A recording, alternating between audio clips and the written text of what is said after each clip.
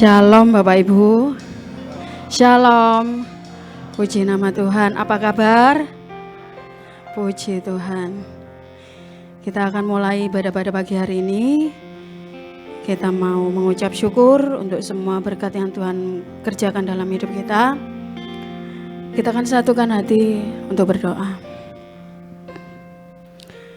Segala pujian, syukur, hormat, kemuliaan-Nya bagi nama-Mu Tuhan. Engkau Allah kami yang hidup, Allah kami yang kami sembah dalam roh dan kebenaran. Bersyukur miliki Allah seperti-Mu, Allah yang luar biasa. Kami bangga miliki Tuhan yang besar, yang kami sembah, yang kami tinggikan, yang kami muliakan. Terpujilah Engkau Tuhan Yesus Kristus. Bersyukur untuk hari ini, hari Sabat ini Tuhan, kami boleh merayakan kasih-Mu Tuhan. Engkau memberikan kami kesehatan, kekuatan, untuk kami boleh menaikkan pujian penyembahan kami sebagai ucapan syukur kami, karena Engkau baik, sungguh baik, teramat baik dalam setiap kehidupan kami. Terpujilah Engkau Tuhan Yesus Kristus, memberkati setiap jemaat-Mu Tuhan. Kiranya lawatan-Mu terjadi saat ini Yesus, Engkau curahkan anugerah-Mu ya Bapa. Biar kami pulang dari sini membawa sukacita yang besar dan kemenangan yang besar daripada-Mu. Ampuni segala dosa pelanggaran kami, ketidaktaatan kami, semua yang mendukakan hati-Mu, ampuni setiap kami ya Bapa. Biar lewat pujian penyembahan kami, lewat ibadah pada hari ini, semakin hari semakin membuat kami jemaat-Mu mengasihi Engkau. Terima kasih ya Bapa, kami serahkan seluruh ibadah kami, dari awal pertengahan hingga pada akhirnya, ke dalam tangan kuasa-Mu. Datanglah kerajaan-Mu, jadilah kehendak-Mu di bumi seperti di surga. Amin.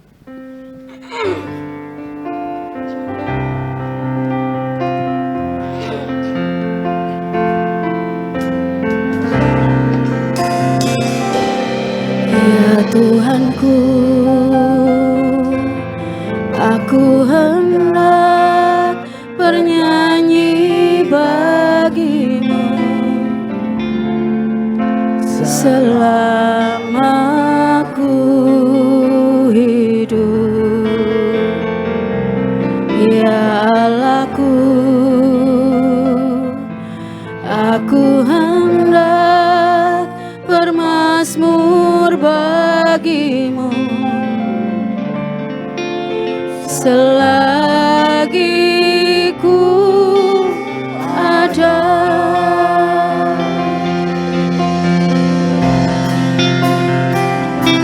Ya Tuhanku,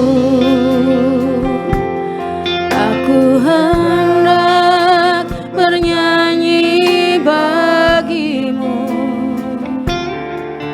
selama aku hidup. Ya Allahku, aku hendak bermazmur bagi-Mu selagi ku ada. Inilah yang ku renungkan setiap waktu. Nyanyian pujian dan pengagungan kepadamu.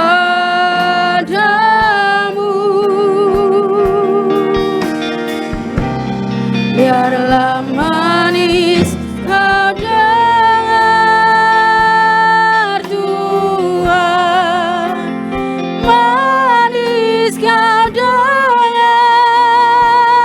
Tuhan, dan hatiku bersuka karena-Mu.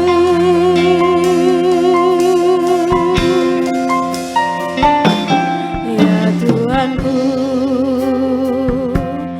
aku hendak bernyanyi bagi-Mu selama aku hidup. Ya Allahku,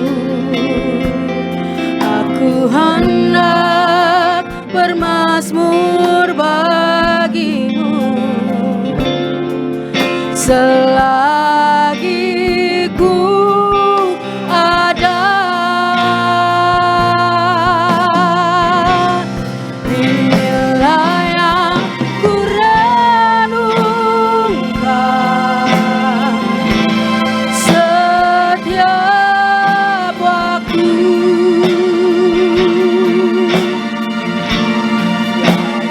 Puja dan pengagungan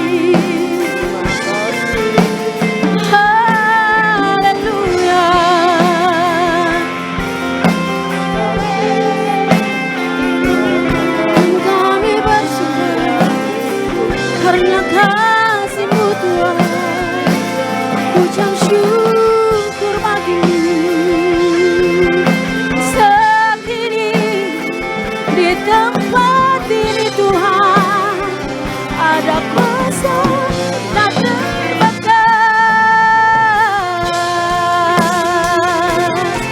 Haleluya.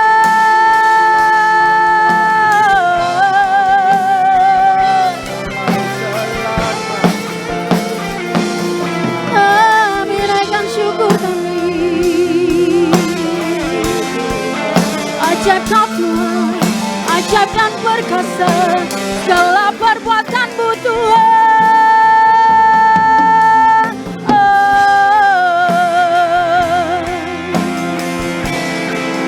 Terlalu manis Kau Tuhan, pujian kami Tuhan.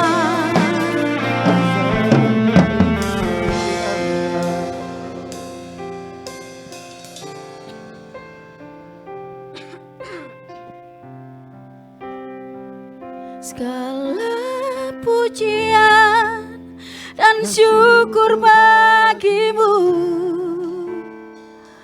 Allah yang mulia, kuduslah namamu. Kaulah yang awal, yang akhir dari segalanya. Yesus, Kaulah pujian bagiku. Segala pujian dan syukur bagimu, Allah yang mulia, kuduslah namamu. Kaulah yang awal, yang akhir dari segalanya. Yesus, Kaulah pujian bagiku. Segala pujian dan syukur bagimu, Allah yang mulia, kuduslah namamu. Kaulah yang awal, yang akhir dari segalanya. Yesus, Kaulah pujian bagiku. Kaulah yang awal, yang akhir dari segalanya. Yesus, Kaulah pujian bagiku. Kaulah yang awal, yang akhir dari segalanya. Yesus, Kaulah pujian bagiku.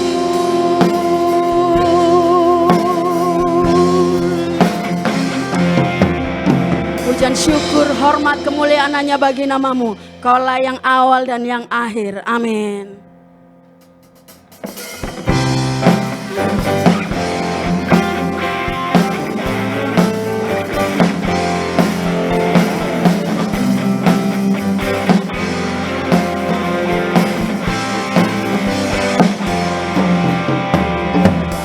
Bahagia, yakin teguh,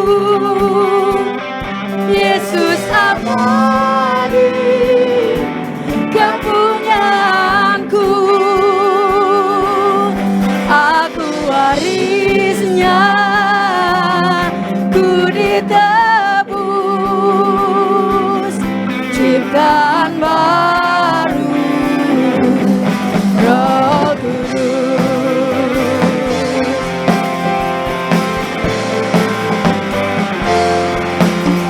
Berbahagia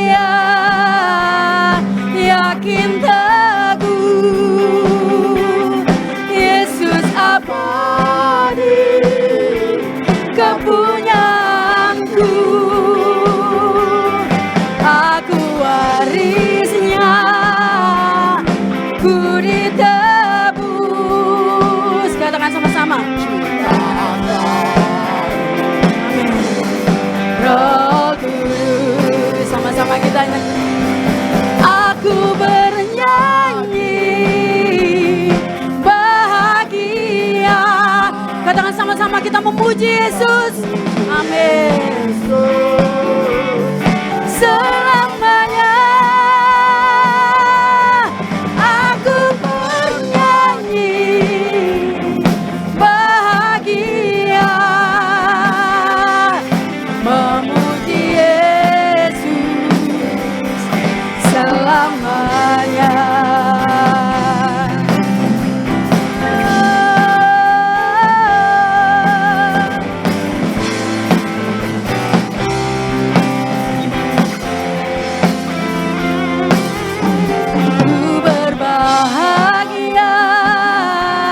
Yakin teguh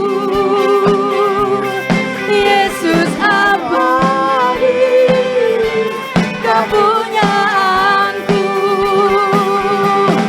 aku warisnya, ku ditebus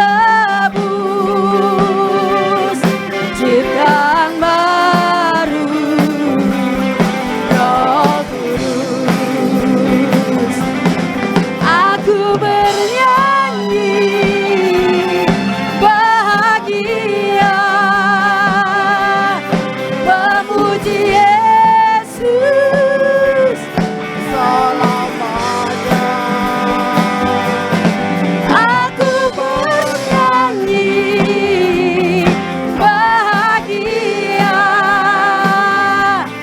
memuji Yesus selamanya. Sama-sama kita muji Tuhan.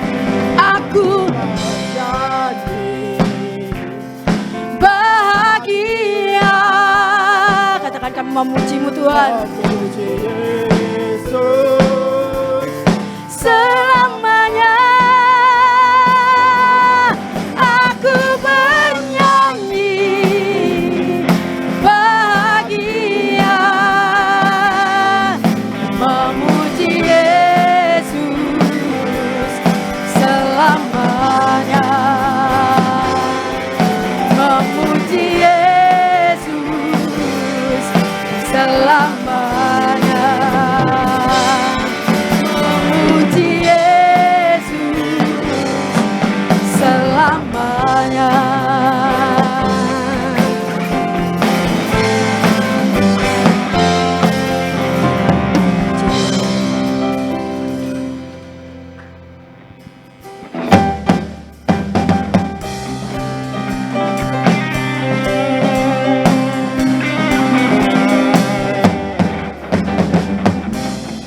Berterima kasih, bersuka di hadiratnya. Dia telah ubahkan ratapanku menjadi tari-tarian. Katakan hidupku, hidupku diubahkannya, hatiku dipulihkannya. Korban pujian, syukurku naikkan, sembah sujud bagimu. Ku tak dapat berhenti memuji dan memuliakan namamu. Ku persembahkan hidupku ini, jadikan ku alat bagi rencanamu. Ku tak dapat berhenti memuji dan memuliakan namamu. Ku persembahkan hidupku ini, jadikan ku alat bagi rencanamu.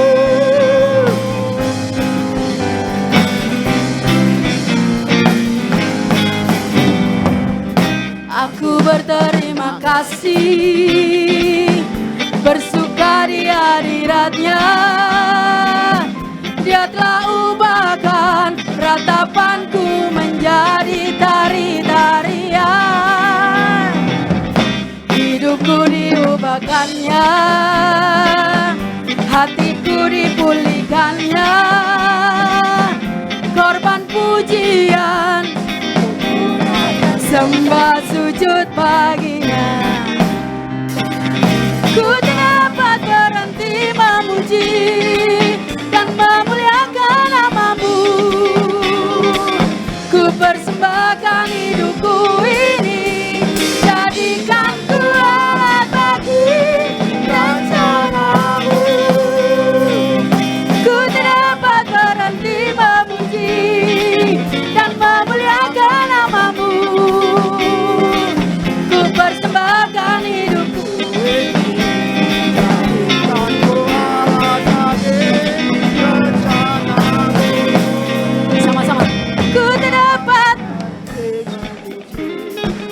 dan memuliakan nama-Mu. Ku persembahkan hidupku ini, jadikan ku alat bagi. Ku tak dapat berhenti memuji dan memuliakan nama-Mu. Ku persembahkan hidupku ini, jadikan ku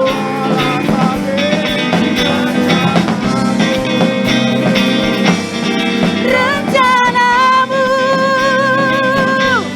rencana-Mu. Segala kemuliaan buat Tuhan kita Yesus Kristus. Amin.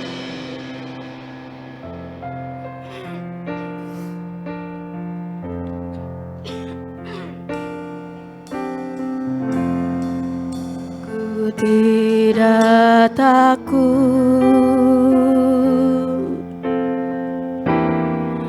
sebab Kau besertaku.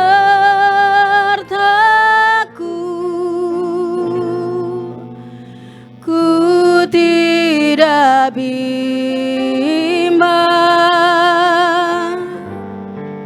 sebab Engkau Allahku. Engkau meneguhkanku, bahkan menolongku.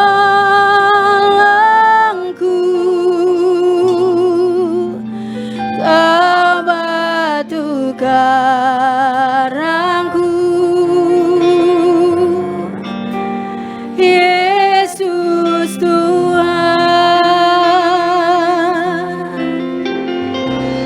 Yesus.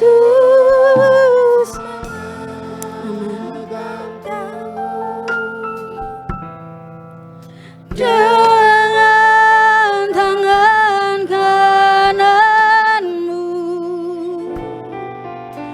Yesus memberiku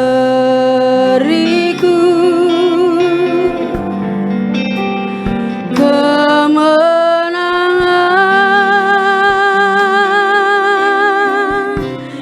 Yesus memegangku dengan tangan kanan-Mu. Yesus memberiku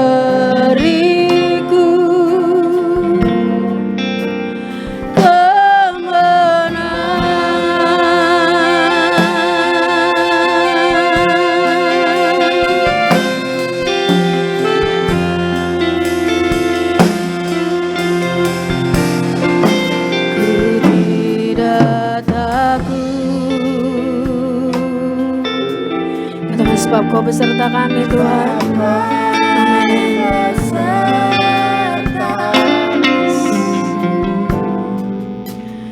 Ku tidak bimbang, sebab Engkau Allahku.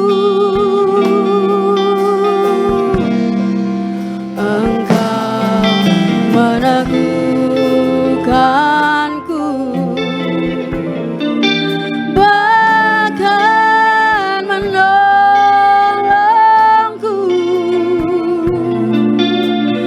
Kau batu karangku, Yesus Tuhan.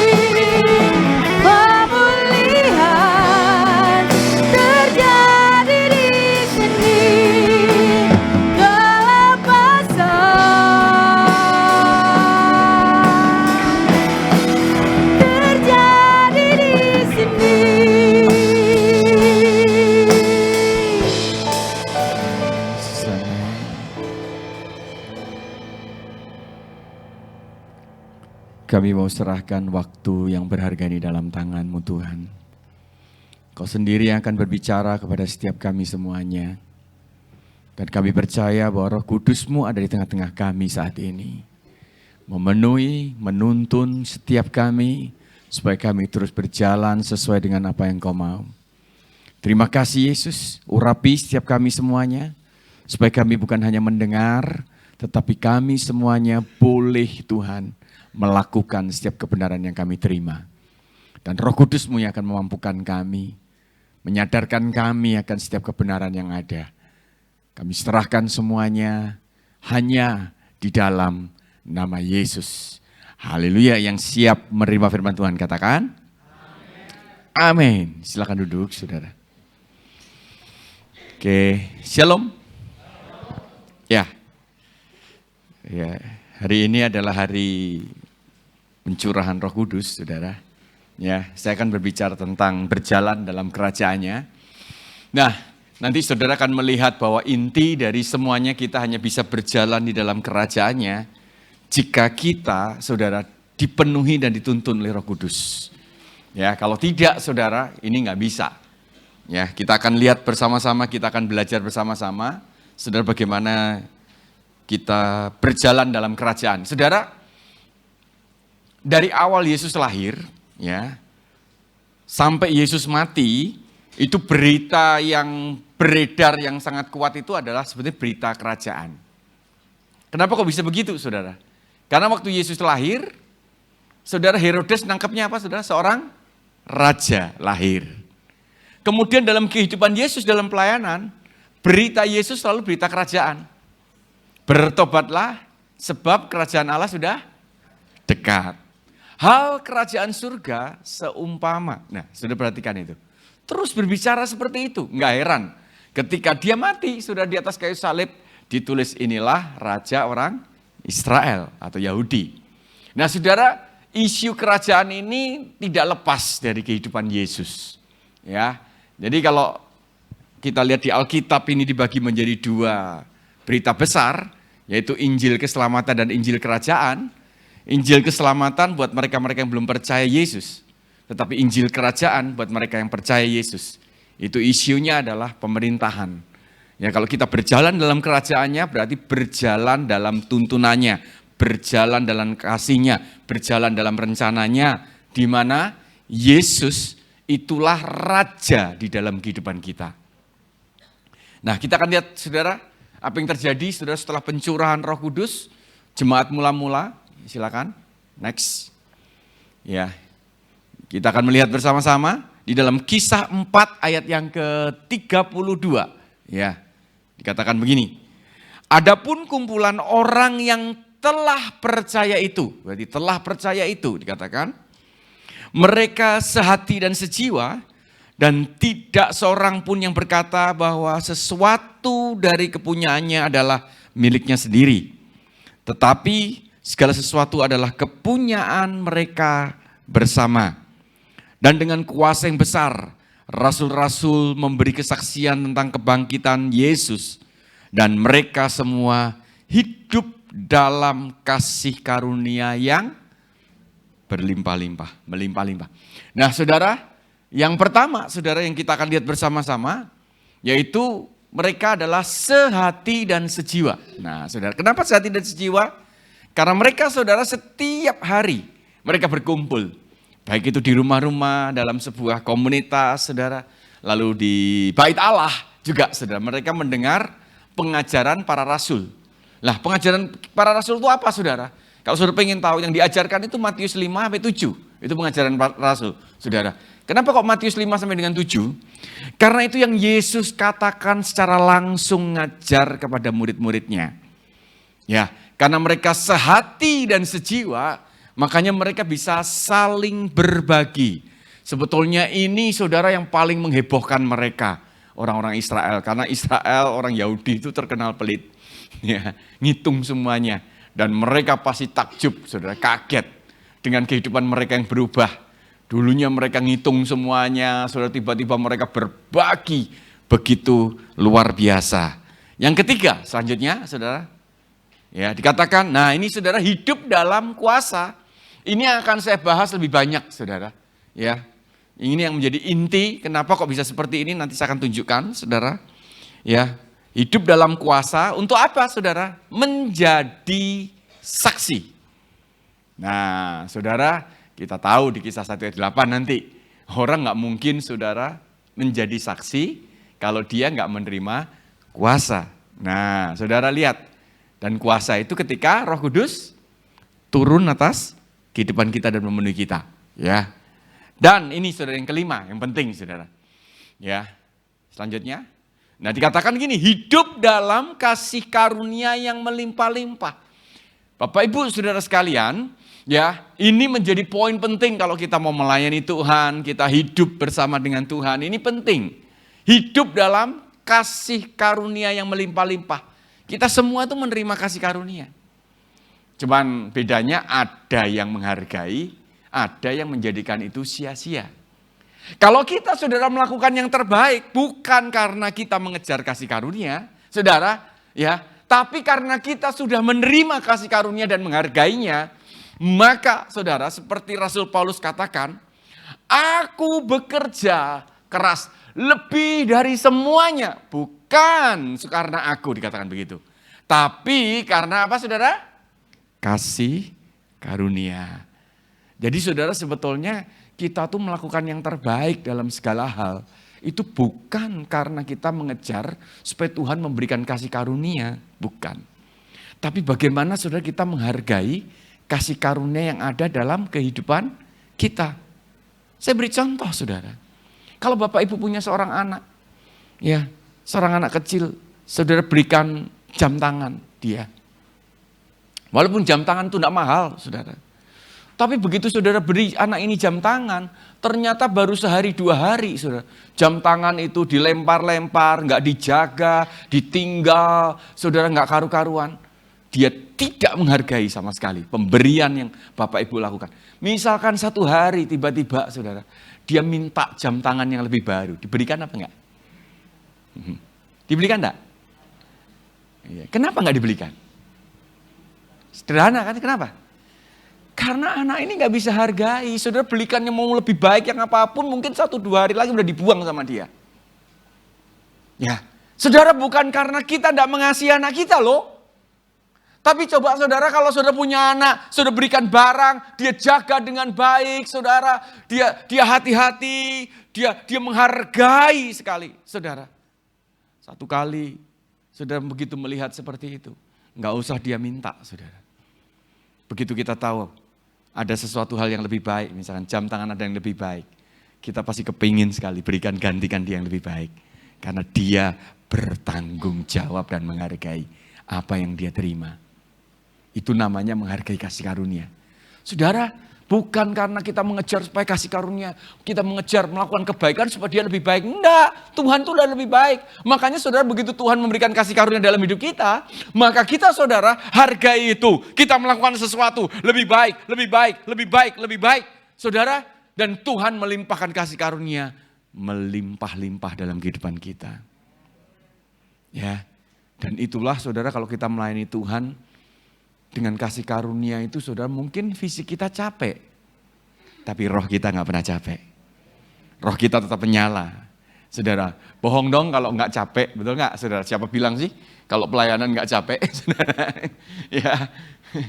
Ya, saya sering ditanya, nggak capek kah kalau pelayanan, misalkan gitu. Saya sering ditanya, muter terus nggak capek, tak? Ya capek, siapa bilang nggak capek? Saya katakan. Tetapi saudara, fisik kita, saudara, manusia, alamiah kita ini, saudara. Jasmani kita, saudara, itu capek. Tetapi manusia batiniah kita dibaharui dari hari ke hari.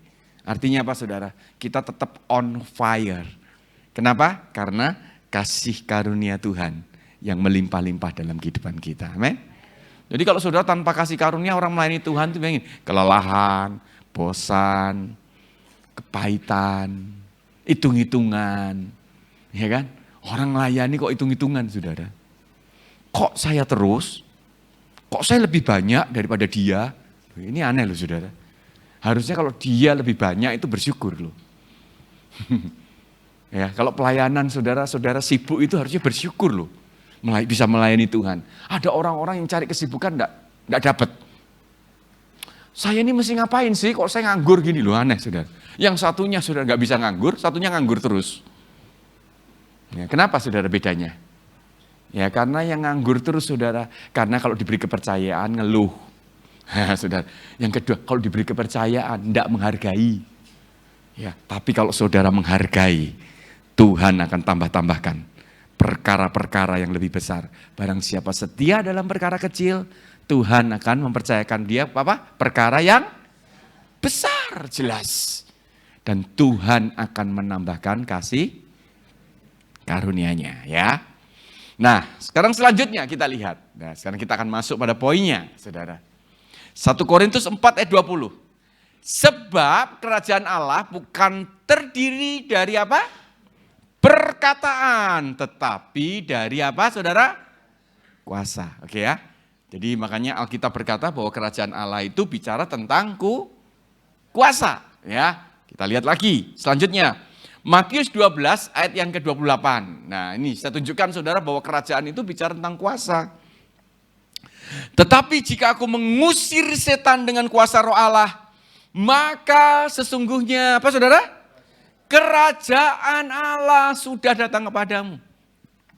Bicara lagi tentang kuasa, ya. Jadi makanya saudara kita tidak mungkin berjalan dalam kerajaan Allah tanpa kuasa, nggak mungkin. Dan berita baiknya saudara saya mau beritahu bahwa Tuhan sudah memberikan kuasa itu dalam kehidupan kita. Melalui siapa saudara? Roh Kudus yang ada dalam kehidupan kita. Sudah ada dan diberi. Ya, sayangnya banyak orang Kristen nggak tahu saudara. Bahkan dia nggak nurutin Roh Kudus. Saudara sehingga kuasa itu tidak bekerja dalam kehidupannya. Nah saya akan bahas saudara. Ya. Saya akan membahas lebih dalam tentang kuasa. Nah, tetapi sebelum saya masuk kepada kuasa, saudara, selanjutnya saya ingin garis bawahi di sini. Bahwa, next ya, selanjutnya. Bahwa kuasa itu alat. Ya, saudara ya. Ya, makanya saudara di sini saya katakan berjalan dulu dalam pimpinan Roh Kudus dan firman Tuhan. Makanya Roh Kudus ini momentum pergerakan hari ini saudara. Ketika Roh Kudus dicurahkan dalam kehidupan orang percaya jemaat mula-mula. Ini tonggak pergerakan setelah itu. Mereka bergerak dengan kecepatan penuh, percepatan penuh mereka. Ya, mereka bergerak dengan kuasa, saudara bisa baca saudara. Dulunya yang pengecut menjadi berani tanpa ada ketakutan apapun saudara. Dulunya saudara yang mungkin santai-santai, mereka melejit bergerak dengan hebat. Karena Roh Kudus. Tetapi sekali lagi saudara bahwa kuasa itu alat. Makanya tujuannya adalah memperluas kerajaannya. Saudara ini hati-hati ya saudara, menetapkan mana alat dan mana tujuan, itu menjadi poin penting dalam kehidupan kita. Saudara, gereja itu alat, bukan tujuan. Ya, uang itu alat, bukan tujuan. Kuasa itu alat, bukan tujuan. Nah saudara, nah banyak orang menganggap bahwa kuasa itu jadi tujuan. Nah saya khawatir kenapa saudara saya katakan ini terlebih dahulu. Supaya Bapak Ibu tahu bahwa kuasa itu cuman alat bukan tujuan. Kalau tujuan saudara begitu orang nanti engkau ngalami kuasa. Engkau merasa bahwa tujuanmu tercapai. Dan kita akan mulai pamer kuasa itu. Kita tunjukkan kepada orang sekeliling. Nih aku dipakai Tuhan. Nih aku punya kuasa. Jadi arogan, jadi aneh saudara. Karena dia merasa bahwa kuasa itu adalah padahal tujuan, padahal itu alat. Alat, saudara. Sama. Uang itu bukan tujuan. Uang itu alat. Makanya kalau saudara rubah uang jadi tujuan, maka uang itu jadi mamon. Ya, mungkin next time saya akan bicara itu. Tetapi saudara perhatikan, ini penting sekali menempatkan saudara. Mana itu alat, mana itu tujuan. Banyak orang salah saudara. Dia rubah semuanya jadi tujuan. Ya, saya tetap merasa bahwa gereja itu cuma alat. Tujuannya adalah kerajaannya. Tujuannya adalah Yesus. Tujuannya adalah keserupaan. Bukan yang lain-lain. Makanya kalau gereja jadi tujuan, makanya bingung sudah. Besar-besaran gereja, banyak-banyakan jemaat. Dia pikir kalau banyak jemaatnya lebih keren. Siapa bilang? Kalau jemaatnya besar lebih keren, harusnya Yesus dulu bangun gereja dong 5.000 orang. Ya betul nggak? Loh, Yesus punya kesempatan bangun gereja. Kenapa Yesus fokus pada 12 orang? Kenapa Yesus fokus pada 70 orang? Pertanyaannya sederhana. Kenapa Yesus fokus pada 120 orang saja? Sederhana. Yang Yesus fokuskan itu bukan jumlahnya. Tapi yang Yesus fokuskan adalah berapa banyak murid yang bekerja. Dan untuk melaksanakan memperluas kerajaannya. Buat dia itu lebih dari cukup. Ya, jadi saudara, lihat.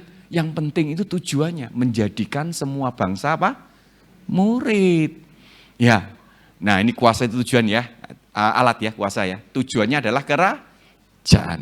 Oke, nah sekarang kita lihat bersama-sama. Ada 3 kuasa, saya akan bicara ini dengan cepat. Ya, 3 kuasa ini saudara yang tertulis di Alkitab, saudara, dan ini sudah disediakan. Ya, yang pertama ada di Kisah 1 ayat yang ke-8. Tetapi kamu akan menerima kuasa, nah kuasa kalau Roh Kudus turun ke atas kamu, dan kamu akan menjadi saksiku di Yerusalem dan di seluruh Yudea dan Samaria sampai ke ujung bumi. Kata yang pertama, saudara, kata kuasa di sini adalah dunamis. Oke, ya, dunamis. Nanti kita bahas satu persatu. Yang kedua, saudara, adalah Markus 6 ayat yang ke-7. Nah, di bawahnya itu. Ia memanggil ke-12 murid itu dan mengutus mereka berdua-dua. Ia memberi mereka apa, saudara? Kuasa atas roh jahat. Nah, kata kuasa di sini yang ditulis bukan dunamis.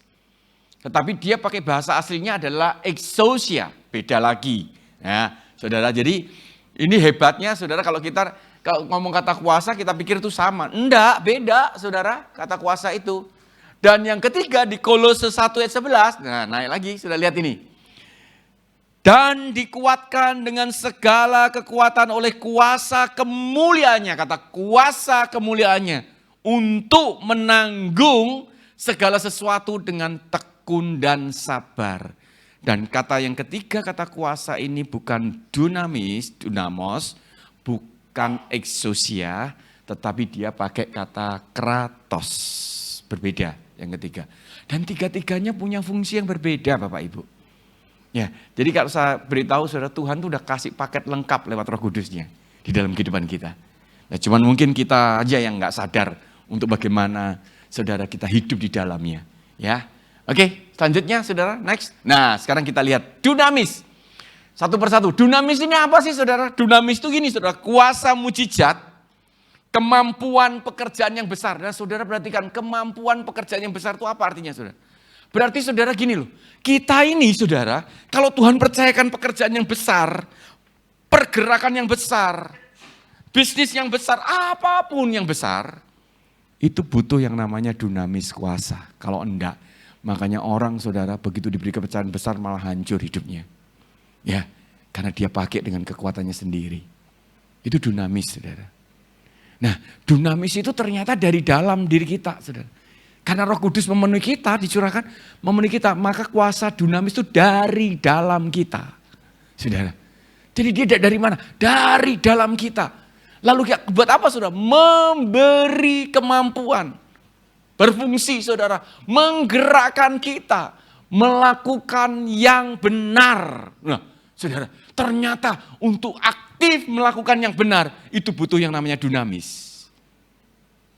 Bapak Ibu pernah enggak ketemu orang, tiba-tiba dalam diri saudara ada sesuatu yang menggerakkan dengan semangat yang luar biasa untuk bersaksi atau mendoakan orang tersebut. Pernah? Pernah ngalami enggak? Tiba-tiba ketemu temanmu lama atau siapa, tiba-tiba kok kepingin ya saya ngomong sesuatu tentang Yesus kepada dia ya. Kok kepingin ya saya mendoakan dia. Tapi saudara takut, nanti kalau dia marah bagaimana ya? Kalau nanti dia nggak suka bagaimana ya? Akhirnya saudara tahan-tahan. Tapi semakin saudara tahan, semakin saudara berdebar-debar di jantungmu. Pernah ngalami gitu? Siapa yang pernah? Coba lambaikan tangan. Saya balik. Yang tidak pernah. Coba lambaikan tangan. Saya bertanya. Yang tidak pernah ngalami seperti itu. Coba lambaikan tangan. Loh, yang pernah lambaikan tangan coba. Yang nggak punya tangan coba. Ya, atau saudara di dalam sebuah kumpulan, saudara, orang-orang temanmu tiba-tiba saudara kepingin bersaksi. Kepingin cerita, tapi saudara takut.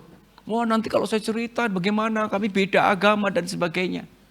Tapi semakin saudara tahan, semakin berdebar-debar saudara. Nah, saya mau beritahu saudara, kalau engkau ngalami seperti itu engkau digerakkan oleh yang namanya dunamis, kuasa. Nah, kuasa itu saudara, dunamis ini sama dengan dinamo, menggerakkan, dan dinamit. Nah, saudara, kalau engkau taat, engkau berdoa, dan tiba-tiba mujizat akan terjadi. Itu dunamis. Saudara, ketika engkau taat, engkau tiba-tiba berdoa, mujizat terjadi. Ya, menjadi ledakan kuasa di sana. Nah, kalau kita nggak mau taat, nggak terjadi apa-apa. Nah, tetapi bukan hanya itu saja, saudara. Tetapi saudara, ternyata yang kedua bukan hanya menggerakkan kita, tetapi di situ ada kemampuan untuk melawan, saudara, ketika muncul keinginan untuk melakukan yang tidak benar. Jadi menggerakkan yang benar, menahan kita untuk melakukan yang tidak benar. Wow, saudara. Supaya apa saudara? Kita menjadi saksi. Jadi dimanapun kita menjadi terang dan garam. Ternyata untuk menjadi terang dan garam, enggak bisa Bapak Ibu. Kita hanya mengandalkan kekuatan manusia. Saya harus lebih baik supaya orang-orang terima Yesus. No, enggak bisa. Ternyata yang membuat kita, orang melihat kita jadi terang dan garam, itu karena Roh Kudus yang ada dalam diri kita, yang diberikan yang namanya dunamis, kemampuan, kekuatan, saudara, menggerakkan yang benar dan melawan yang tidak benar. Nah, makanya kalau orang saudara nggak punya dunamis, pasti saudara dia nggak jadi terang, tetapi jadi batu sandungan dalam hidupnya. Oh iya Pak, saya udah hampir bertobat 10 tahun Pak, tapi nggak ada satupun keluarga saya yang percaya. Bahkan mereka benci sama Kristen. Nah, itu artinya kita nggak jadi terang dan garam. Itu artinya kita jadi batu sandungan. Kalau kita jadi terang dan garam, mereka pasti percaya Yesus karena melihat kehidupan kita. Dan kalau mereka percaya Yesus bukan karena kita hebat, Bapak Ibu, karena ada kuasa yang menahan. Ya, saya ceritakan dengan singkat kesaksian saudara karena waktu kan. Saya punya adik saya terselisih 1 tahun, saudara. Saya itu 6 bersaudara. Ya, yang paling sering berantem tuh saya dengan adik saya ini. Karena terpaut 1 tahun dia lebih gede dari saya. Dari kecil, saudara. Kami kalau berantem saudara sampai jambak-jambakan gak karu-karuan. Pokoknya kami berdua ini. Ya 6 bersaudara, 4 cowok, 2 cewek. Saya paling sering berantem, saudara. Dan lebih parah lagi, saudara, begitu kami agak besar, kami semua yang cowok 4 itu kami karateka semua. Jadi bayangkan kalau berantem, itu mama saya histeris, saudara. Lah, waktu saya kuliah ke Surabaya dan Tuhan jamah saya dipenuhi Roh Kudus. Saya bertobat. Nah, karena selisih 1 tahun kan, semester kedua selesai, saudara, masuk semester 3 kan adik saya nyusul. Dan nyusul 1 kos sama saya, 1 kamar sama saya kan. Ya, berarti akan ada pertempuran baru, artinya gitu kan. Waduh, saudara jangan dipikir kalau orang dipenuhi Roh Kudus lalu tiba-tiba sabar, nggak ada jengkelnya. Enggak, saudara. Oh, saya ketemu sama dia di kamar, begitu saya ngomong dia jawab, jengkel tetap saudara. Apa bedanya kalau udah dipenuhi Roh Kudus? Ada dunamis. Roh Kudus cuma mengatakan, stop, diam. Dan dia beri kekuatan saya. Jadi waktu saya ngomong dia bantah. Tiba-tiba saya bisa tenang, saudara. Mampu diam, nggak ngapa-ngapain. Nggak pukul-pukulan, nggak berantem. Saya cuma diam aja, nggak ngomong apa-apa. Lalu saya keluar kamar. Dan itu terjadi berulang kali, adik saya bingung akhirnya. Ini kakak saya ini kenapa ini? Dia panggil saya, koko saya ini kenapa ini? Dia ngomong gitu. Kok aneh sekarang? Biasanya udah berantem, adu mulut. Kalau adu mulut nggak selesai, adu pukul. Kali ini kok dia diam saja. Dia tanya, ini kenapa ini? Nah, kemudian saya punya kakak perempuan, dia cerita. Saya udah cerita sharing begitu saya bertobat. Dia cuma cerita, dia sekarang udah lahir baru. Dia udah menerima Yesus sebagai Tuhan dan Juru Selamat. Dia sudah dipenuhi Roh Kudus. Dan saudara tahu, beberapa bulan kemudian, adik saya memberikan dirinya untuk menerima Yesus sebagai Tuhan dan Juru Selamat. Dan yang hebat saudara, hari ini adik saya jadi sahabat saya yang paling dekat. Dulu jambak-jambakan, pukul-pukulan. Hari ini dia ada di Jakarta. Kalau dia pulang ke Surabaya, dia selalu berdua sama saya kemana-mana. Kami ngobrol dan kami sering cerita. Dia sering cerita, iya dulu bagaimana dia bertobat. Dia cerita, aneh dia, kok hidupnya dia berubah. Dan akhirnya saudara kami mengalami saudara pemulihan yang luar biasa. Sampai hari ini, saya yang paling dekat. Di antara semua saudara, dia yang paling dekat sama saya. Dia yang paling sering berantem, hari ini dia yang paling bersahabat sama saya. Luar biasa kan saudara? Karena apa? Dunamis ya. Yang kedua, nah sekarang kita lihat. Yang kedua ini namanya exousia. Nah ini lain lagi saudara. Apa itu exousia? Exousia itu ini saudara. Keistimewaan, otoritas, kekuatan saudara. Perlimpahan wewenang. Nah ini penting saudara. Perlimpahan wewenang dan kemerdekaan. Mengusir setan. Melepaskan keterikatan. Menyembuhkan yang sakit. Nah saudara, termasuk dalam memimpin. Exousia ini punya arti otoritas, perlimpahan wewenang. Tuhan memberikan kita otoritas. Ya, tahu saudara, otoritas punya kuasa tiba-tiba saudara. Memerintah. Sehingga orang saudara begitu kita lihat punya otoritas, saudara kita nggak berani. Saudara, kayak polisi itu loh saudara. Polisi itu kalau begitu pakai seragamnya itu punya otoritas ya. Kalau dia nggak pakai seragam, tiba-tiba datang ke saudara. Saudara tanya, nyegat mobilmu, saudara. Terus minta STN kamu terima, berikan enggak?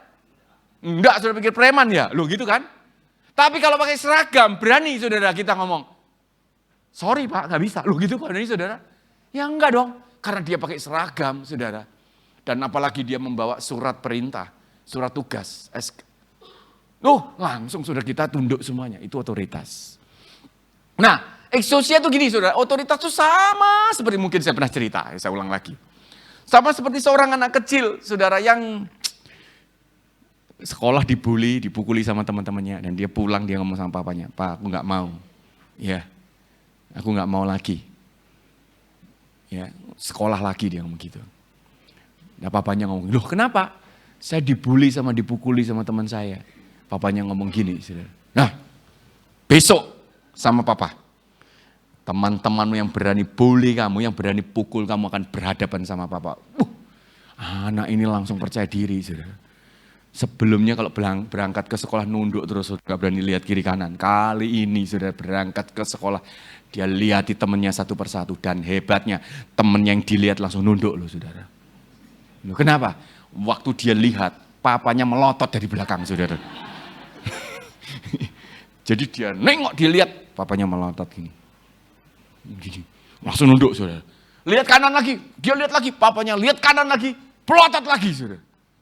Dan semua yang dilihat langsung tunduk. Nah itu exousia saudara.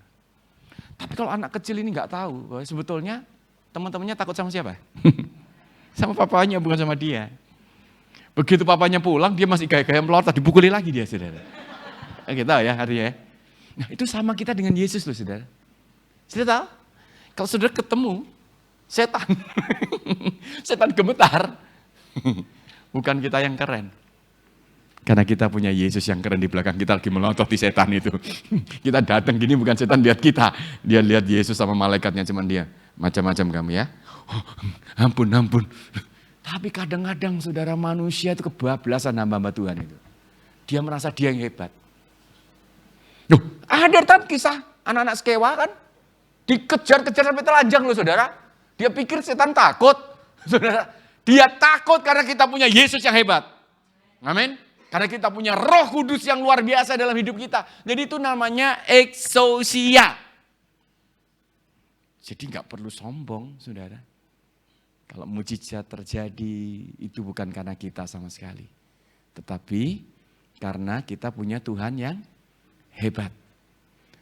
Otoritas dalam memimpin. Oh saudara, kalau saudara punya exousia. Oh ternyata ini ada ya. Ini bisa dipakai. Ya. Jadi saudara, kita punya Tuhan yang hebat. Nah memimpin itu gini saudara, satu kali ya, saya ceritakan. Ada satu orang, saudara, dia punya teman. Temannya itu kalau dikasih tahu tuh berontak, ngelawan terus saudara. Akhirnya saudara, dia minta tolong, saya juga gak terlalu kenal. Tolong dong dikasih tahu ngobrol. Ya udah atur waktu ngobrol. Lah waktu ngobrol sama saya saudara, lah kok dia setuju semua saudara. Saya ngomong, lu gak apa-apa gitu. Loh dia yang emosi saudara. Dia ngomong gini, tahu gak? Yang diomongkan itu tadi sudah saya ngomongkan persis, dia ngomong gitu. Hah? Oh iya. Dan dia menolak semua. Dan hari ini apa yang saya ucapkan yang ditolak semua, diucapkan dan diterima semua. Dia ngomong gitu. Dia emosi sudah. Oh iya dah. Iya, wah saya nggak tahu. Tapi setelah berapa lama saya baru tahu, itu namanya exousia. Jadi bayangkan ya, kalau kita memimpin dengan exousia, semua yang tidak bisa ditundukkan dan tiba-tiba jadi ditunduk mereka. Karena otoritas yang Tuhan berikan, bukan karena kita yang hebat. Makanya saudara, kalau kita mengerti ini, tidak ada kesombongan sama sekali dalam kehidupan kita. Kita itu bukan siapa-siapa, saudara. Tanpa Tuhan, kita itu semua kain kotor. Kita itu sampah. Kita tuh nggak bisa apa-apa. Kalau hari ini dipungut dan Yesus membayar dengan lunas. Karena Yesus mau memakai dan Yesus menyertai kita. Itu karena Yesus saja yang hebat. Makanya harusnya nggak ada kesulitan kalau kita meninggikan Dia. Amin. Ya, itu namanya exousia. Bayangkan, nah, kalau kita melayani Tuhan, memimpin tanpa exousia. Waduh, babak belur saudara. Kita capek ngomong sama berbuih-buih, nggak ada hasil sama sekali. Tapi begitu diberikan exousia, ada kuasa itu. Begitu kita ngomong, semuanya itu terjadi. Dan semuanya orang mengikuti apa yang kita katakan. Dan kita akan melihat, nah hati-hati kalau orang nggak ngerti, dia jadi sombong. Akhirnya dia hancur. Padahal saudara kita tetap menyadari, saya bukan siapa-siapa. Ini Tuhan yang mengerjakan semuanya. Dan kalau mereka menghargai kita ngomong, hormati Tuhan. Cintai Tuhan, bukan kita lagi. Exousia. Dan yang ketiga, ini tidak kalah penting saudara. Tapi mungkin paling jarang dibahas, yang namanya kratos. Kratos itu apa sih saudara? Kekuatan atau kemampuan untuk menanggung apa? Penderitaan. Paling gak suka kan orang Kristen kadang-kadang. Dengar kata ini, makanya ini paling dijauhi. Padahal kalau ini kratos diberikan, berarti harusnya saudara, kita pun akan melewati. Maka Mazmur 23, sukanya orang baca itu apa? Di padang rumput yang hijau, air yang tenang. Tapi mereka lupa, tidak pernah baca bahwa ada di lembah Loh ada kan ayatnya? Ngomongnya, Tuhan adalah gembalaku. Padang rumput yang hijau, air yang tenang. Padahal juga lembah kekelaman. Dia tidak pernah meninggalkan kita. Tuhan juga memberikan yang namanya kratos. Ini akan membuat kita ini saudara, kuat dan kokoh dalam segala situasi. Makanya saudara, gampangan jadi Kristen.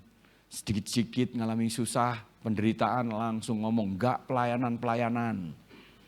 Enggak Tuhan-Tuhanan. Baru aja ngalami masalah sedikit, udah seperti itu. Ya, belum masalah yang lebih besar. Enggak kokoh ya dalam segala situasi.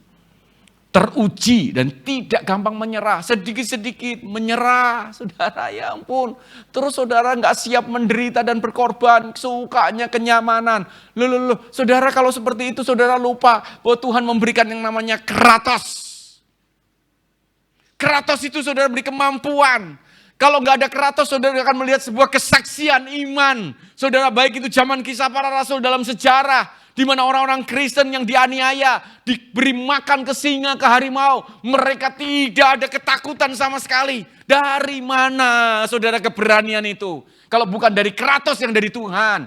Saudara pernah mendengar sejarah saudara, di mana orang-orang Kristen dulu saudara ditangkap. Mereka dijadikan mangsa singa atau harimau. Sudah ditonton banyak orang. Tapi sejarah mencatat saudara, mereka tidak bergeming sama sekali. Bahkan beberapa mereka menyodorkan tubuhnya untuk dimakan.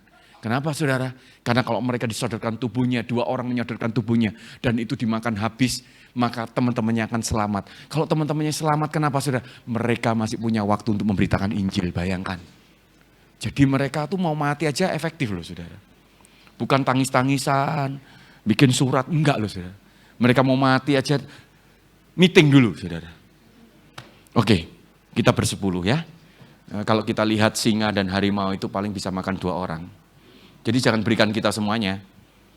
Nanti kalau kita lari tercerai berai, habis yang satu singanya gigit lehernya mati, saudara gigit perutnya mati, ternyata mati 10-10-nya.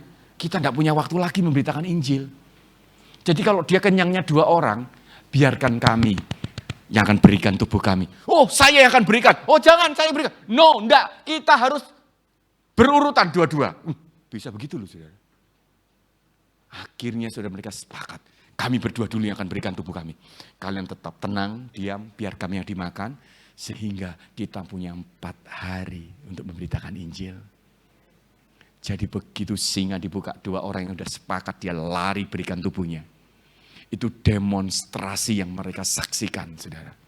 Sehingga waktu biasanya mereka bersorak-sorai ketika orang dikejar-kejar, kali ini hening semuanya. Mungkin aja singanya yang ketakutan, saudara. Karena begitu didatangi, saudara, mereka serahkan tubuhnya. Akhirnya mereka dimakan, 2-2 habis. Singanya gak kejar yang 8. Yang 8 berkata, besok giliran saya. Dan hari ini kita akan beritakan Injil. Kalau kita punya 4 hari, berapa banyak orang yang akan bertobat? Bayangkan, mereka mau mati aja berstrategi loh, saudara. Bukan mau mati merenungi nasib, saudara. Kenapa, saudara? Karena mereka punya kratos. Mereka hening di stadion, saudara. Bahkan mereka menangis dan percaya Yesus. Itu sejarah mencatat. Bagaimana keberanian orang-orang Kristen, tidak ada yang bisa menandingi. Mereka tidak takut mati, mereka tidak takut terluka, mereka tidak takut menderita. Hati-hati sekarang. Ada Gen Z di sini, generasi Z. Nah, ini itu angkat tangan generasi Z. Saudara, generasi Z, saudara ada generasi yang bergerak dengan cepat sekali, tetapi hati-hati ya. Karena saudara dididik, bukan kesalahan saudara generasi Z. Hari ini kan dibahas. Tenang aja, ini lagi masanya kalian. Sebentar lagi kan generasi Alpha yang akan dibahas. Generasi Alpha masih belasan tahun ini, masih belum ini. Sebentar lagi generasi Alpha yang akan dibahas. Hari ini generasi Z dibahas terus, saudara. Ya kan? Ya, tahun lalu saudara 25.000 saudara generasi Z dipecat, dikeluarkan dari perusahaan. Di Indonesia itu, saudara. Ya. Mereka cepat, saudara. Kalian hebat loh. Tapi kadang-kadang saudara nggak kokoh akhirnya, sedikit-sedikit, saudara. Itu saya diceritain teman-teman saya, ini generasi Z itu ya, saudara. Hari ini ditegur, besok ngilang loh, saudara. Tanpa pamitan loh, hebatnya itu loh, saudara. Sampai teman saya, istri saya semua cerita. Aduh, pusing kepala saya. Loh, kenapa? Hari ini saya tegur karena melakukan kesalahan, besok udah ngilang, saudara. Terus ditanya, loh kamu di mana? Keluar. Loh, masuk saudara susah-susah, keluar gampangnya setengah mati, saudara. Ya kan? Nah, kebetulan jemaat kami banyak mayoritas generasi Z, saudara. Ya, pandemi itu menyisakan banyak istilah kan? Ada yang namanya quarter life crisis. Apa itu quarter life crisis? Ada yang tahu? Masa yang namanya ya seperempat kehidupan kita ini loh, saudara. Transisi di mana orang tuh mau dari mahasiswa mau bekerja itu quarter life crisis yang ngomong gitu. Makanya kalau terjadi apa-apa dia ngomong, pahami kami sedang mengalami yang namanya quarter life crisis, dia katanya itu. Usianya 25 tahun. Lalu saya jawab, memangnya saya dulu usia saya setelah 24 jadi 50 tahun ya. Saya nggak lewati 25 kayaknya ya. Hanya kalian saja generasi yang lewati 25 tahun, saya katakan. Sama dulu ngalami, tapi karena dulu nggak ada istilahnya, maka kami tidak ada toleransi. Sekarang minta toleransi semuanya, saya katakan.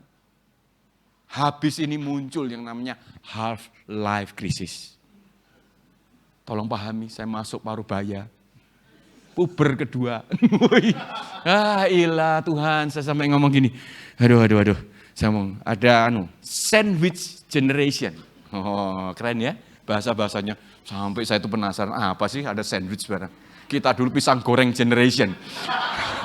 Sekarang ada sandwich. Tapi sandwich generation itu artinya gini loh, saudara, seseorang yang dia harus menanggung adiknya dan orang tuanya. Loh, saya ngomong memangnya dulu kita tidak ngalami kayak gitu, saya katakan. Cuman dulu karena nggak ada istilah, kita tidak ada toleransi apapun. Mau membanting tulang, membiayai hidup kita semuanya habis-habisan. Tetap kita melayani Tuhan. Hari ini, tolong saya cuti dulu ya. Capek katanya gitu. Ngalami quarter life crisis, ngalami yang namanya sandwich. Kami ini sandwich generation. Ya beda, saya dulu pisang goreng generation. Nah, tapi istilah-istilah itu, saudara, yang membuat melegalkan orang-orang mencari legalitas untuk dia, saudara. Mencoba untuk dimaklumi dan tidak mau, saudara, susah, tidak mau menderita. Hati-hati. Kita punya kratos. Nggak usah takut, saudara, dengan istilah antikris ya. Antikris biarkan dia datang. Tapi saudara punya kratos, engkau akan bertahan dengan semuanya. Terserah, saudara, dengan pemahaman teologi, saudara mau yang pre-tribulation, mid-tribulation, atau post-tribulation, terserah. Mana yang benar? Sudah anggap aja semua benar, saya katakan begitu. Ya kan? Nggak usah dipertentangkan. Kalau tanya, saya percaya apa? Saya percaya yang pos saja, yang terakhir dah. Saya ikut dianiaya. Karena begitu nggak dianiaya, saya selamat. Iya kan? Namanya kan gini kan? Nanti ini sebentar lagi hujan bawa payung loh. Saya percaya tidak hujan. Saya percaya hujan aja bawa payung. Begitu hujan saudara, saya selamat loh saudara. Iya kan? Tapi begitu mereka saudara yang percaya nggak hujan, ternyata hujan. Nggak selamat itu saudara. Kehujanan kan? Jadi yang benar sama benernya kita nggak tahu saudara. Tapi saudara yang paling penting kita punya Kratos, amin. Nggak usah takut. Kalau diajar antikris nanti saudara akan disayat-sayat kecil-kecil, dikasih garam, kasih jeruk nipis, kasih merica, digoreng-goreng, oh, ya. Jadi empal. Ya udahlah saudara, mau jadi empal, mau jadi apa terserahlah. Tapi yang jelas kita akan bertahan sampai titik darah penghabisan kita kepada Yesus. Bukan karena kita hebat, karena kita punya Kratos, amin. Ya, sekarang cepat saudara. How to dengan cepat ya. Saya masih punya 3 menit. Ya, lihat saudara. Bagaimana saudara caranya semuanya ini? Hidup dipimpin dan dipenuhi Roh Kudus. Makanya pencurahan menjadi tonggak sejarah saudara. Ya, hidup dan dipimpin oleh Roh Kudus saudara. Tetapi saudara yang kedua, kenapa saudara hidup? Supaya kita menjadi terang dan garam dimanapun. Ini harus tahu saudara, kita menjadi saksi. Kita terus berpikir gini, saya akan menjadi terang dan garam dimanapun saya berada. Dan kemudian saudara, kenapa saudara yang ketiga adalah gini, berani menyatakan Kristus di marketplace kita masing-masing. Marketplace itu gini saudara, tempat di mana kita banyak menghabiskan waktu kita. Kalau pelajar itu di sekolah, kalau mahasiswa itu di kampus, kalau orang bekerja itu di perusahaannya dia. Itu marketplace ya. Jadi sudah sadar gini, saya datang, saya sebagai utusan, saya sebagai terang dan garam, saya berani menyatakan Kristus. Nah makanya saudara, itu kuasa itu akan digerakkan dalam hidupmu. Engkau dipenuhi Roh Kudus, engkau dituntun oleh Roh Kudus. Ya, makanya ini harus terjadi. Dan yang terakhir ini penting saudara adalah penghalangnya. Nah kita lihat. Oke, coba kita lihat bersama-sama. Penghalangnya masing-masing saudara. Ya. Nah ini penghalangnya saudara, yang pertama adalah dunamis saudara. Apa itu penghalangnya dunamis? Tidak percaya kalau Roh Kudus sudah dalam hidup kita, saudara. Dia nggak yakin, ini siapa ya? Ini jangan-jangan emosi saya ini. Oh jangan-jangan keinginan saya ini. Oh enggak usah diikuti. Enggak terjadi yang namanya dunamis. Ketika Roh Kudus melarang kita, stop, berhenti. Wah ini hanya perasaan saya ini. Hajar. Gagal lagi. Karena kita nggak percaya bahwa Roh Kudus ada dalam kehidupan kita. Ya mungkin, saudara. Memang salah satu tanda orang berkata, saudara, itu adalah bahasa roh. Tetapi saudara, Alkitab berkata begini, jika kita bisa berkata Yesus adalah Tuhan, maka itu bukan karena kita, tapi karena Roh Kudus. Berarti saudara, siapa yang percaya Yesus adalah Tuhan sudah punya Roh Kudus loh. Siapa yang percaya Yesus, lambaikan tangan? Ya, berarti sudah ada Roh Kudus. Oke? Kalau engkau tidak percaya, tidak ada dunamis. Yang kedua, exousia. Apa penghalangnya saudara? Tidak melakukan kehendak Tuhan tapi melakukan kehendak sendiri. Orang egois memikirkan kepentingan sendiri tidak akan mengalami yang namanya exousia.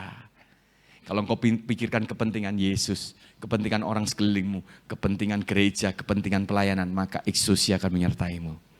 Tapi kalau orang bingung dengan dirinya sendiri, apa-apa dirinya, makanya orang itu kayak gak punya kuasa saudara. Gak ada exousia, gak ada otoritas. Ketemu iblis santai aja. Gak gemetar. Ya. Tapi kalau saudara memikirkan kepentingan kerajaan, maka dimanapun engkau akan dikawal malaikat. Saudara, engkau disertai oleh Tuhan dalam hidupmu. Ya. Karena engkau adalah duta kerajaan. Kalau enggak duta kerajaan kan enggak perlu dikawal. Dan yang ketiga adalah Kratos. Kratos itu apa saudara penghalangnya? Menganggap bahwa penderitaan itu sebuah hukuman dan bukan dari Tuhan. Yes, memang banyak penderitaan yang membuat itu adalah kita sendiri. Ya, saudara. Tapi kalau kita bertobat, sungguh-sungguh kita percaya kita akan lewati itu dengan kekuatan Tuhan. Amin. Ya, saudara, masalah itu nggak pernah salah. Respon kita terhadap masalah yang salah. Ya, saudara, bisa nggak orang mengalami penderitaan tanpa dia salah? Bisa? Bisa, siapa bilang tidak? Misionaris itu semua. Kenapa dia mau lakukan seperti itu? Ya kan? Ya. Masalah itu nggak harus selalu tiba ketika kita. Bisa nggak? Saudara gini, saudara nggak salah tapi ditimpa masalah, bisa nggak? Ya bisa kan, pasti kan? Walaupun bisa sih Pak, tapi sebagian besar karena masalah saya sendiri. Oh ya udah, Ya, yang penting gini loh saudara, masalah itu nggak usah disalahkan. Yang penting ngomong kiri kanan ini, jangan buat masalah, gitu aja saudara. Ya ngomong, jangan buat masalah. Tapi kalau masalah tiba dalam kehidupan kita, percaya Kratos ada dalam hidup kita. Percaya Tuhan sedang mau memproses kita. Amin. Mari kita berdoa. Kami bersyukur Tuhan, kebenaran sudah disampaikan. Dan kami percaya hanya Roh Kudus-Mu yang akan memampukan kami boleh menerima dan mengolah segala sesuatunya. Sehingga kami bisa melakukan semuanya. Hamba-Mu selesai, tapi Engkau tidak pernah selesai. Engkau akan terus berbicara kepada setiap kami. Hanya di dalam nama Yesus. Haleluya. Amin. Tuhan Yesus berkati.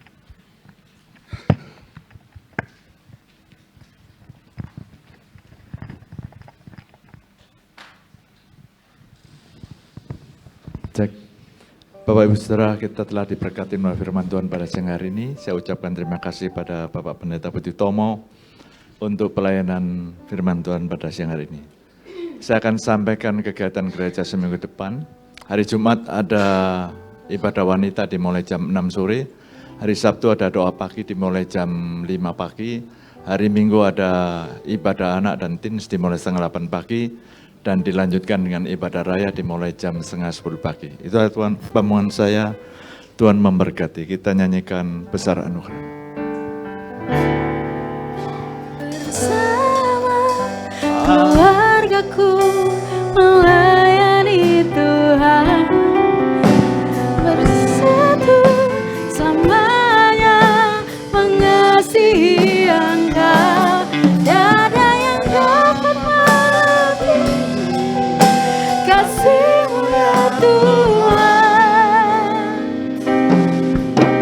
Bagi kami Engkau segalanya. Bersama keluargaku melayani Tuhan, bersatu selamanya mengasihi Engkau. Yang dapat melebihi kasih-Mu ya Tuhan. Bagi kami Engkau segalanya.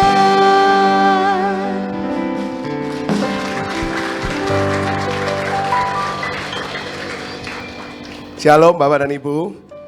Hari ini itu adalah hari yang spesial, bertepatan dengan wedding anniversary Bapak dan Ibu Gembala.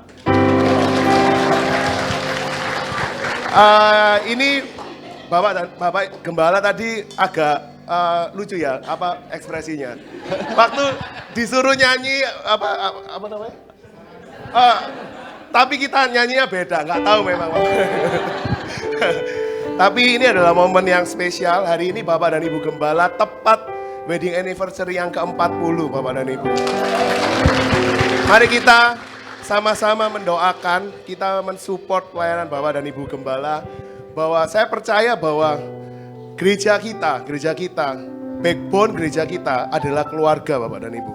Saya percaya bahwa saya akan rindu melihat bahwa ada banyak keluarga-keluarga dilahirkan, keluarga-keluarga yang kuat dilahirkan dari gereja ini. Bapak dan Ibu, mari kita sama-sama siang hari ini kita mendoakan Bapak dan Ibu Gembala. Saya undang Ko Budi mau untuk mendoain Papi dan Mami.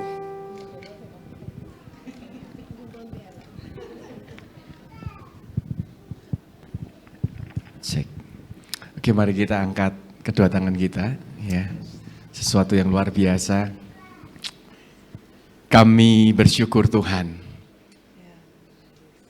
buat kehadiran-Mu untuk keluarga dari Pak Hendro dan istri yang hari ini anniversary Tuhan. Kami percaya bahwa penyertaan-Mu sampai hari ini tidak pernah selesai. Amen. Dan Kau membuktikan Tuhan bahwa keluarga itu adalah inisiatif dari-Mu. Bahwa melalui keluarga ini Engkau memberikan mandat yang luar biasa yaitu menaklukkan bumi. Kami melepaskan berkat bersama-sama, anugerah dan pimpinan Tuhan, perlindungan-Mu, bahwa buat keluarga ini Tuhan, boleh menyatakan pribadi-Mu secara lengkap. kedua pribadi ini Tuhan yang sudah Engkau pilih. Bapak Gembala dan Ibu Gembala yang boleh memimpin gereja ini akan menjadi role model buat setiap gereja yang ada, buat setiap keluarga yang ada di tempat ini, sehingga mereka semua boleh menjalin sebuah hubungan yang indah dan menceritakan dan menggambarkan Engkau Yesus. Kekuatan, kasih yang baru Tuhan Kau limpahkan buat Pak Hendro dan istri. Terus Tuhan akan berjuang menuntaskan amanat-Mu, amanat agung, visi Tuhan, mandat yang besar ini. Anugerah dan kuasa-Mu melimpah dalam kehidupan mereka. Berkati Tuhan anak, cucu mereka semuanya. Mereka menjadi keluarga yang betul-betul melayani Engkau semuanya. Tidak ada satupun yang tidak melayani. Karena anugerah-Mu dan Kau perhitungkan semua Tuhan. Dari keluarga besar semua yang melayani Engkau. Engkau akan tuntaskan, mereka akan melayani Engkau seumur hidup mereka. Kekuatan, kesehatan dan anugerah yang Kau limpahkan. Dan terus Tuhan, keluarga ini akan mencerminkan kasih-Mu, menceritakan Yesus dimanapun berada. Terima kasih, hanya di dalam nama Yesus. Haleluya, sama-sama katakan. Amin.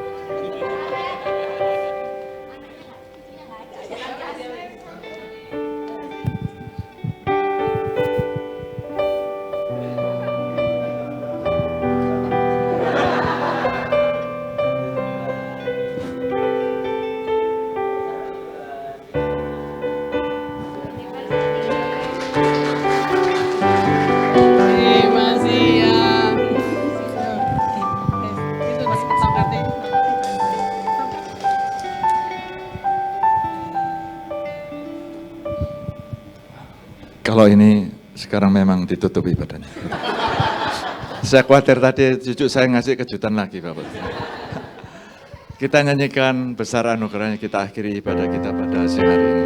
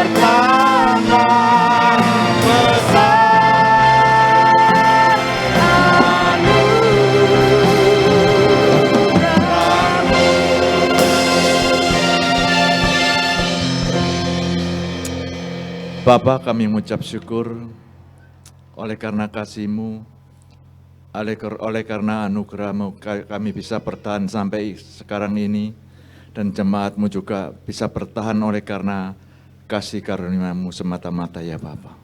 Dan melalui firman-Mu Engkau ingatkan kembali bahwa saat Roh Kudus ada di hati kita, ada di dalam hidup kita, kami menjadi orang-orang yang selalu menang di dalam Engkau ya Bapa. Biarlah Tuhan, Roh Kudus yang memampukan di dalam segala hal di dalam hidup kami. Kami lemah, kami rapuh, tapi kami bersama Engkau.